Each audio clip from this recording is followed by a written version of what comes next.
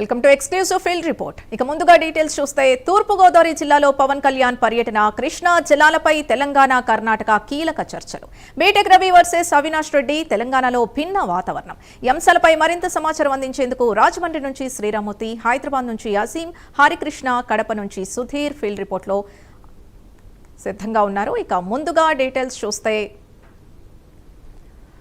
సచివాలయంలో కర్ణాటక, తెలంగాణ నీటిపారుదల శాఖ మంత్రులు ఉత్తమ్, బోసరాజు భేటీ అయ్యారు. రెండు రాష్ట్రాల మధ్య కృష్ణా జలాల వినియోగం, తాగునీటి అవసరాలపై కీలకంగా చర్చించారు. ఇరు రాష్ట్రాలకు ఉపయోగపడే రీతిలో సాగునీటి, తాగునీటి ప్రాజెక్టులపై కూలంకషంగా చర్చించినట్టు మంత్రి ఉత్తమ్ కుమార్ రెడ్డి తెలిపారు.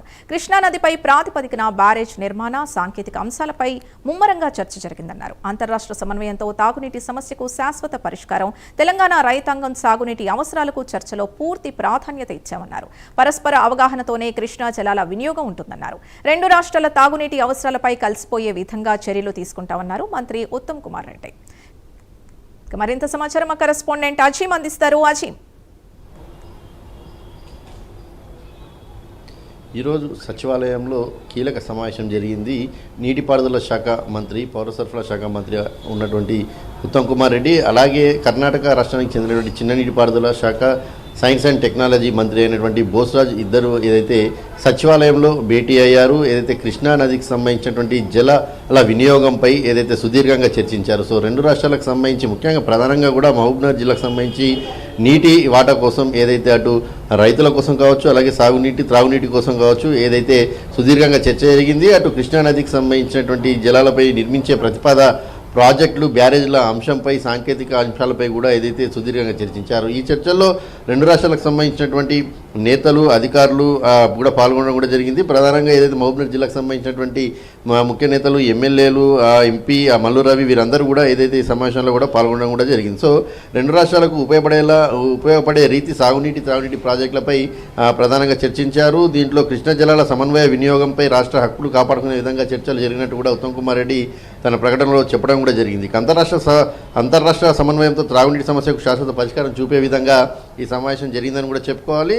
తెలంగాణ రైతాంగ సాగునీటి అవసరాలకు చర్చలు పూర్తి ప్రాధాన్యత, పరస్పర అవగాహనతో కృష్ణా జలాల వినియోగం, రెండు రాష్ట్రాల తాగునీటి అవసరాలపై కలిసిపోయే విధంగా చర్చలు జరిగాయని చెప్పి కూడా ఏదైతే ఉత్తమ్ కుమార్ చెప్పారు. సో ఇప్పటికే మనకు తెలుసు, ఏదైతే కృష్ణా నది ఏదైతే ఉందో మహారాష్ట్రలో జన్మించి కర్ణాటక ద్వారా తెలంగాణకు ప్రవేశిస్తుంది. సో ఈ నేపథ్యంలో ఈ రెండు రాష్ట్రాలకు సంబంధించినటువంటి త్రాగునీటి, సాగునీటికి సంబంధించిన అంశంపై కూడా అనేక ప్రాజెక్టులు కూడా నిర్మించడం జరిగింది. అంతరాష్ట్ర సరిహద్దు ప్రాజెక్టులు మనం చూసినట్లయితే ప్రియదర్శిని జురాల ప్రాజెక్టు కావచ్చు, అలాగే రాజోలి బండ డైవర్షన్ స్కీమ్ కావచ్చు, అలాగే కర్ణాటక పరిధిలో ఎగువ ప్రాజెక్టులు కూడా కొన్ని ఉన్నాయి. ఏదైతే ఆల్మట్టి డ్యామ్ కావచ్చు, నారాయణపూర్ డ్యామ్ కావచ్చు, ఇలాంటి డ్యామ్స్ మీద ప్రతిపాదిక ప్రాజెక్టులు కూడా కొన్ని ఏదైతే అటు కర్ణాటక రాష్ట్రం కావచ్చు, తెలంగాణ రాష్ట్రం కావచ్చు ఏదైతే సిద్ధం చేసుకున్నాయి. సో దీనికి సంబంధించిన సాంకేతిక అంశాలపై కూడా సుదీర్ఘంగా చర్చ జరిగింది. ఎందుకంటే మహబూబ్నగర్ జిల్లాకు కావాల్సినటువంటి సాగునీరు, త్రాగునీరుకు సంబంధించిన అంశంపై చర్చించారు. సో దీంట్లో ఎమ్మెల్యేలు, ఎంపీలు, ఆ ప్రాంతానికి సంబంధించిన అధికారులందరూ కూడా ఏదైతే మాట్లాడుతూ ఇక్కడ ఏ మేరకు అవసరం ఉంది, కృష్ణా జలాలకు సంబంధించినటువంటి దానిపై బ్యారేజీలు నిర్మించినట్టయితే అటు కర్ణాటకలో ఆ ప్రభుత్వం నిర్మించినట్టయితే ఇక్కడ మనం నిర్మించినట్టయితే